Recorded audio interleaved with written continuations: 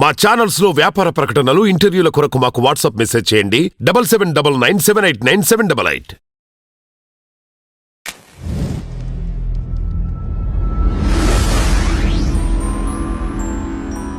Welcome viewers, నేను మీ doctor Deepti from Crowns aesthetic solutions. మన వద్ద plastic surgery, hair transplantation, cosmetology, cosmetic dentistry మరియు సైకాలజీ వింగ్స్ సర్వీసెస్ కలవు.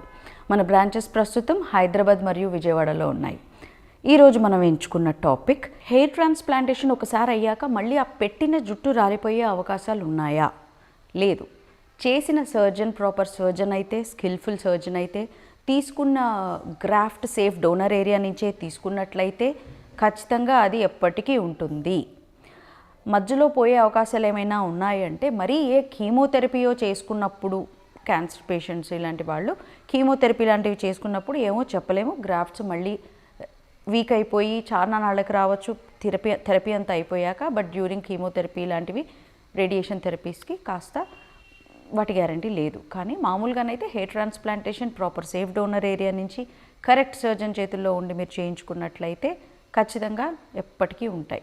ఇంకొన్ని విషయాల్లో లైక్ డయాబెటీస్ ఉన్నప్పుడు, థైరాయిడ్ ఉన్నప్పుడు, పీసీఓడి ఇష్యూస్ ఉన్నప్పుడు, హైపర్ టెన్షన్ లాంటి హెల్త్ కండిషన్స్ ఉన్నప్పుడు కొంచెం హెయిర్ థిన్నింగ్ అనేది రెగ్యులర్ హెయిర్ లాగానే దీన్ని కూడా బాధించే అవకాశం ఉంది. కొత్తగా పెట్టిన ట్రాన్స్ప్లాంటెడ్ హెయిర్తో కూడా ఈ చిక్కు ఉంటుంది, కానీ థిన్నింగ్ వరకే అవుతుంది. బట్టతలు అయిపోవడం అనేది వీటితో జనరల్గా జరిగేది కాదు.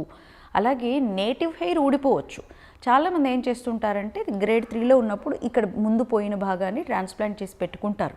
ఆ తర్వాత కొన్నాళ్ళకి ఎంత మినాక్సిడిల్ వాడినా, ఎన్ని చర్యలు తీసుకున్నా బట్టతల అనేది గ్రేడ్స్ వారీగా నెక్స్ట్ లెవెల్స్కి వెళ్తుంది కదా. ఆ నెక్స్ట్ లెవెల్కి వెళ్ళిన దాన్ని మాత్రం మనం ఆపలేం కదా పూర్తిగా ఎన్ని వాడినా.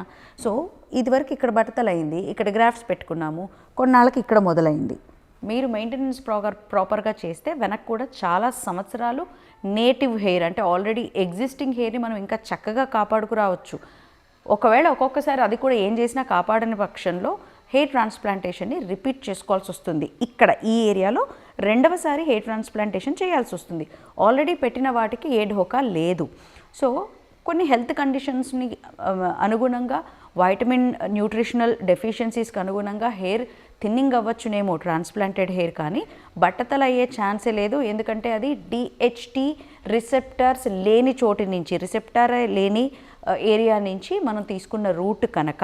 సో ఆ పర్టికులర్ రూట్కి డిహెచ్టి రిసెప్టర్స్ ఉండవు, అది ఇమ్యూన్ అన్నమాట డిహెచ్టికి. సో అలాంటి ఏరియా నుంచి తీసాం కనుక దానికి ఎప్పుడు బట్టతల రాదు. It is safe.